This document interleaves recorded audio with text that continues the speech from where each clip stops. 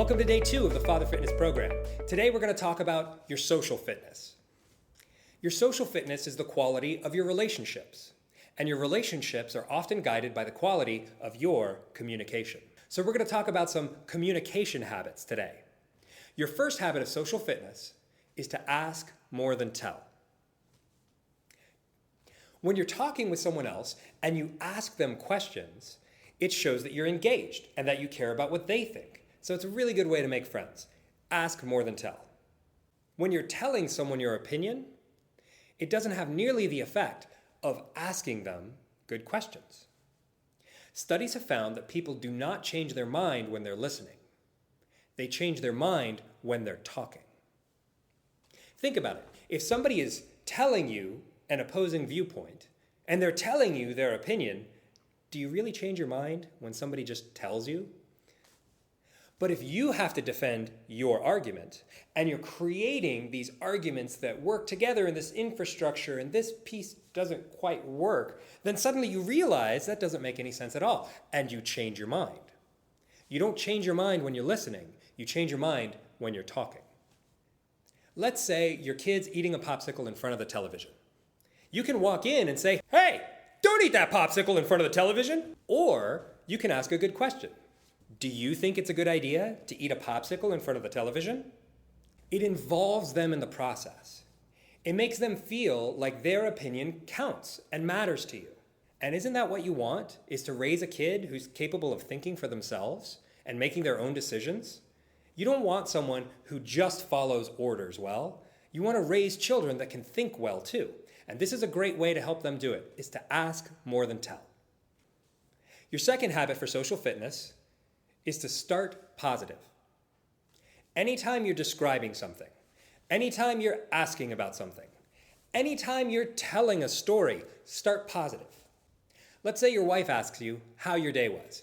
If you start by complaining about things that are going wrong or difficult subjects that you need to talk about, for the rest of the night, if you start by talking about difficult things, that's going to color all the rest of the conversation you have.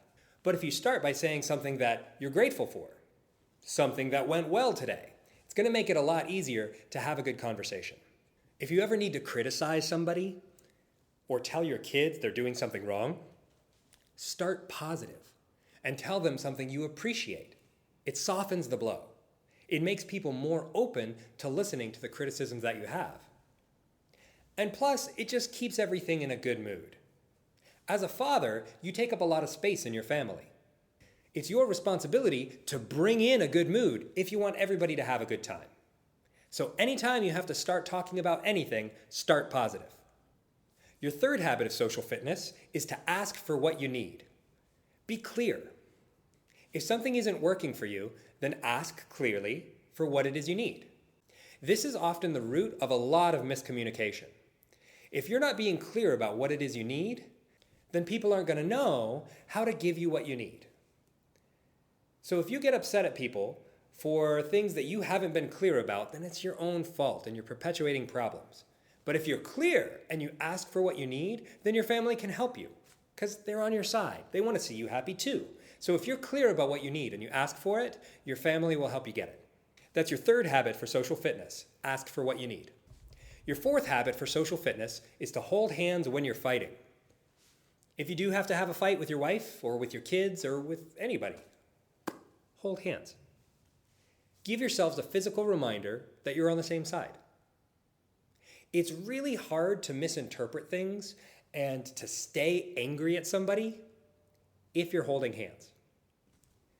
If you start losing control and you start getting really upset, take a moment, take a breath, and ask for a hug. Don't let a confrontation escalate without getting some sort of physical reminder that you both want things to turn out well. So if you do have to fight, hold hands when you're fighting. Your fifth habit for social fitness is to respond instead of react. When something happens, you have an involuntary reaction, and you can follow through on that reaction, but it's involuntary. You have nothing to say about it. If you can give an intentional response, that takes greater willpower. It takes a better dad to give a response instead of a reaction. By responding, You can intentionally decide if this reaction that you first had is worth it, or if you need to swap it out for a response instead. When you find yourself having a reaction to something, stop for a second and ask yourself if this is the response you want to give. Let's say your kid runs up to you and kicks you, and you just kick them back. Then you've got a lifetime of therapy bills to deal with.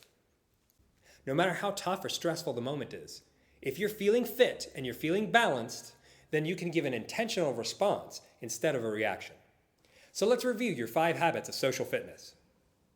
Ask more than tell. Start positive.